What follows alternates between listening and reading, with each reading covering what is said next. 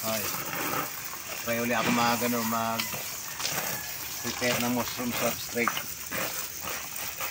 Ilang beses na akong gumawa pero for disappointment dahil sa inaanay lang. So ngayon naglagay ako ng mga matting doon sa ilalim baka sakaling magapan ko yung anay bago makyat. So eto, videoan ko lang para makita ko yung time stamp, yung date ng kung kailan to ginawa. Yan ang purpose niya.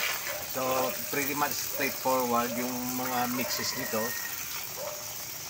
Yung katawan ng saging, mga dahon na winalis ko, mga balat ng saging, kung ano-ano mga kunting pa dyan, mga kartos na pinag-punit-punit ko. So halo-halo ito, hindi mahalo masyado, but sunod na after 1 week, haluin ko to.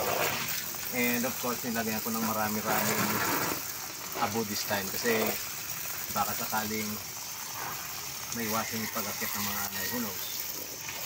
So ito ngayon binabasa ko ito para ready na siya, then maya tatakpan ko na lang.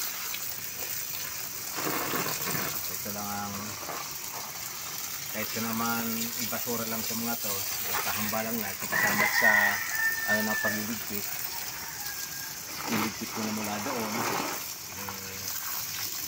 baka sakali kung di man ito mapakinabangan na maging mushroom, yung sa vermicasting nga, yung ng earthworm, then yung fertilizer, yun lang yun.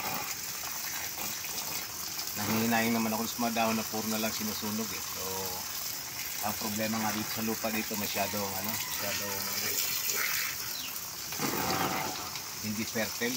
So kinakailangan mag-remedyo, gumawa ng fertilizer. So ito natural na fertilizer na ginagawa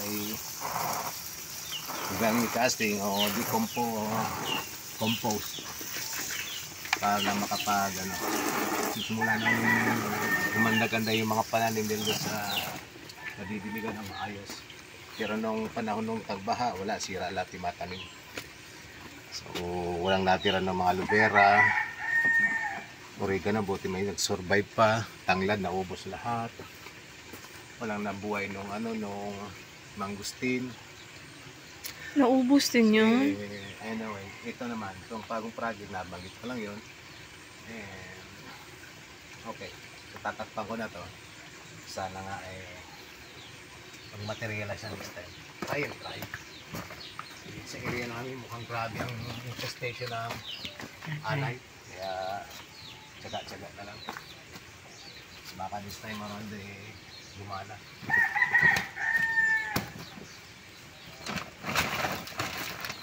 Kasi yung abo na mga iniipon ko sa dirty kitchen namin, ang dami ito. Isang sako na to, so pinira ko na naman konti. So ito lang, tatakpan ko para pag-moist siya na ma-retain yung moist. Then after a week, mabalik ka rin ko na naman.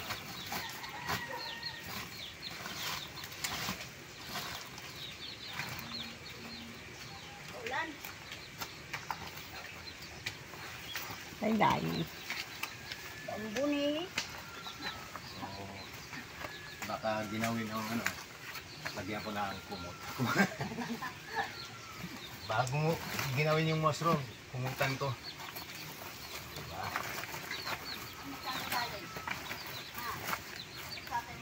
Alright, that's it. Patungan na kung ano-ano sa babaw para iwas sa panggugulo ng mga manok.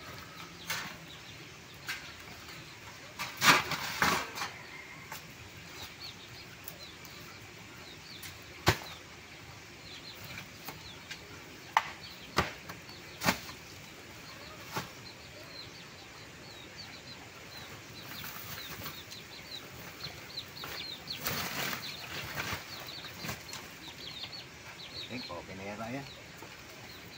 Ano yan?